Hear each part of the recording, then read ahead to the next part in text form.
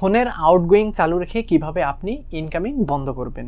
মনে করেন আপনি একটা সিম দিয়ে ডাটা ইউজ করেন, বা সেই ফোনের নাম্বারটা যাতে কেউ না জানে, আর যদি জেনেও ফেলে তাহলে কিন্তু এই নাম্বারে যাতে কেউ কল করতে না পারে। অথবা আপনি এমন একটা মিটিংয়ে আছেন, সেক্ষেত্রে আপনাকে যাতে কেউ কল করতে না পারে, সেক্ষেত্রে আপনি শুধু তাকে কল করতে পারেন। অথবা আমরা যদি মোবাইলে কোনো ধরনের টিউটোরিয়াল তৈরি করি, তাহলে কিন্তু আমার ফোনে কল আসাটা কিন্তু অনেক ধরনের কাজে ব্যাঘাত সৃষ্টি করতে পারে। তো বন্ধুরা, এই কাজটি কিভাবে করবেন, অর্থাৎ সব সিমের জন্য আপনি কিভাবে এই সেটিংটা করবেন সেটা দেখিয়ে দিচ্ছি আজকের এই ভিডিওতে। তো বন্ধুরা চলুন মূল ভিডিওতে। তার আগে ছোট্ট একটা রিকোয়েস্ট, আপনি যদি আমার চ্যানেলে নতুন দর্শক হয়ে থাকেন তাহলে please hit the subscribe button and press the bell icon.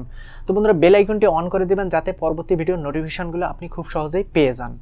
তো বন্ধুরা, কিভাবে আপনি আপনার ফোনের ইনকামিং বন্ধ রেখে শুধু আউটগোয়িং চালু রাখবেন, অর্থাৎ আপনাকে কেউ কল করতে পারবে না কিন্তু আপনি সবাইকে কল করতে পারবেন।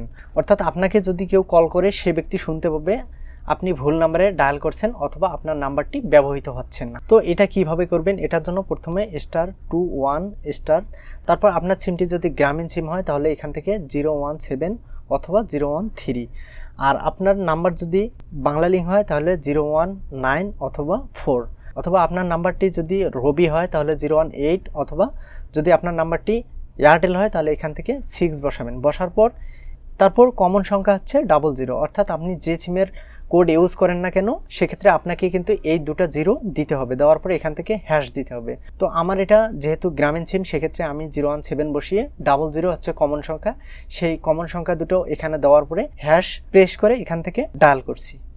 একটু অপেক্ষা করার পর এখানে দেখবেন যে call forwarding registration was successful, অর্থাৎ আপনার এই কল ব্লক সার্ভিসটি কিন্তু চালু হয়ে গিয়েছে। এরপর যদি আপনি এটাকে ডিসেবল করতে চান তাহলে এখান থেকে আবারও এই ডায়াল প্যাড অপশনে যাবেন, যাওয়ার পরে এখান থেকে আবারও প্রেস করবেন #21#, তারপর এখান থেকে কল বাটন যে দেখতে পাচ্ছেন এখানে প্রেস করে দিবেন। একটু সময় অপেক্ষা করলে এখানে দেখবেন যে call forwarding service has been disable, তারপর এখান থেকে ওকে করে দিবেন। অর্থাৎ আপনার সিমটি এখন পূর্বে যেমন ছিল তেমন কিন্তু হয়ে গেল। তো বন্ধুরা, দেখলেন বাংলাদেশের সমস্ত সিমের জন্য এই কোডটি কিভাবে কাজ করে।